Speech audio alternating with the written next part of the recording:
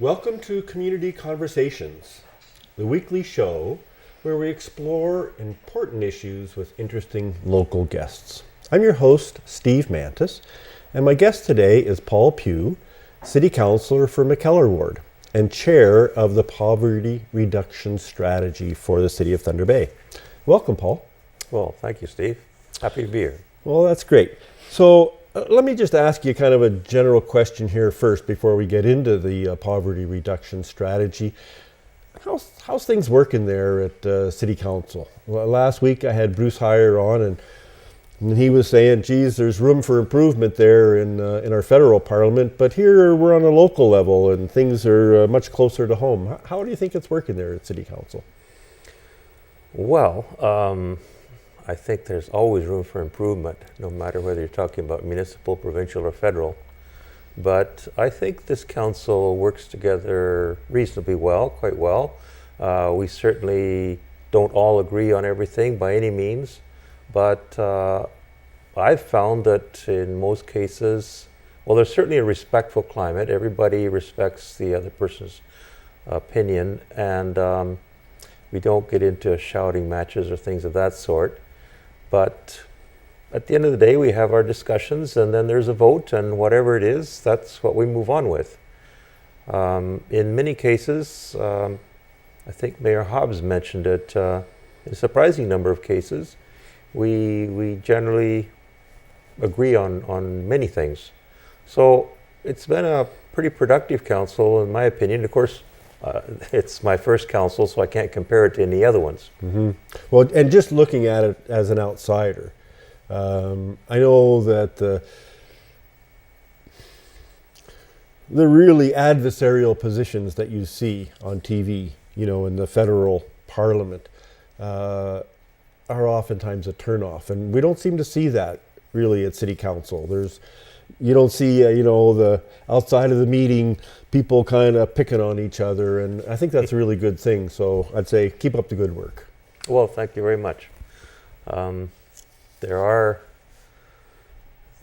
differences of opinion which carry on inside and outside, but I think everybody respects the other person's opinions, even if we don't necessarily agree.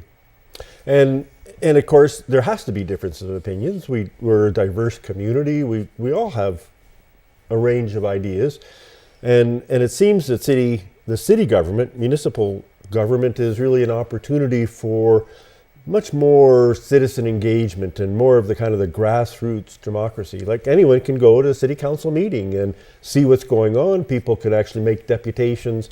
It's much closer to the people, isn't it? Literally closer. It's pretty hard to do a deputation to Queen's Park or to Ottawa, whereas City Hall is just literally down the street, and people do avail themselves of the opportunity, and we encourage it because in many cases, while city staff, administration bring forward very well thought out and useful reports, it's sometimes you get more information, very valuable information from citizens who show up on a deputation, and sometimes on issues that weren't on the agenda, but they request to show up and speak on a particular topic. So in that sense, it is more of a direct democracy, partly because of the geography. It's simply there. But also, I think that people feel more empowered to speak about things in their own community, whereas if we were to talk about things of the province or the federal government, people feel more intimidated because they feel maybe they're not qualified to speak up on those issues, whereas everybody thinks, rightly or wrongly, that they know about their city and their voice should be heard.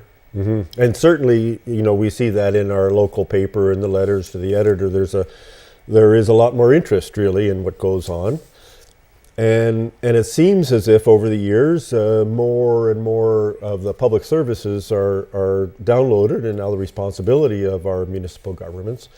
But we were talking earlier about the ratio of funds that are available in terms of the different levels of government. And so what's the share of the pie for municipal governments? Well, that's something I've learned about in this term.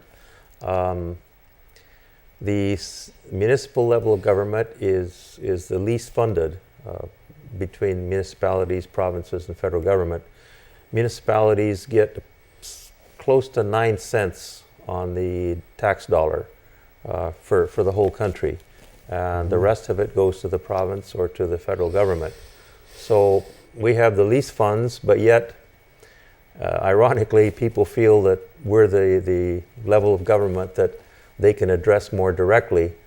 And the expectations are very high that the city look into whatever their concerns are, and we do try, but it's a bit of a problem trying to meet those expectations when we have the least funding of any of the orders of government.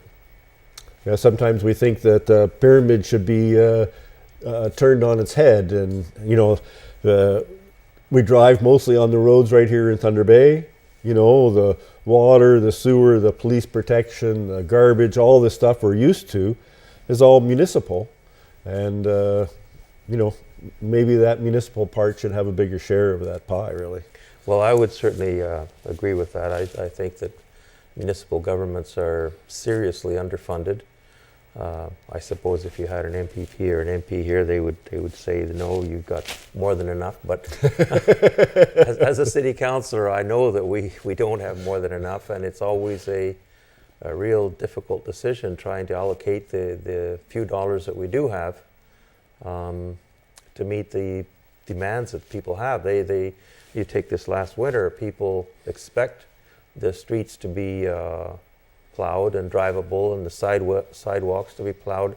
And plowing sidewalks, in my mind, isn't a luxury, because if someone, even someone who doesn't have a disability, if the sidewalks are impassable, you're just asking for more accidents and more problems. Mm-hmm. So I think these are important services, but they do cause a problem from the financial point of view, and we're just dealing with it now, because the last 2 winters we've had more than expected amounts of snow, and the budget for that particular area has gone way over what was expected.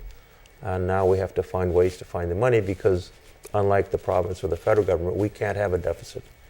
At the end of the year, we have our budget, our operating budget has to balance. Now, we can contract debt for capital projects such as the water treatment plant or major infrastructure projects, but we cannot have a deficit on the operating part of the budget. That's really interesting information. Now, we're going to come back and talk a little bit more about the poverty reduction strategy, but we're going to just take a little break, a little news from the station, and we'll be right back. Please stay with us.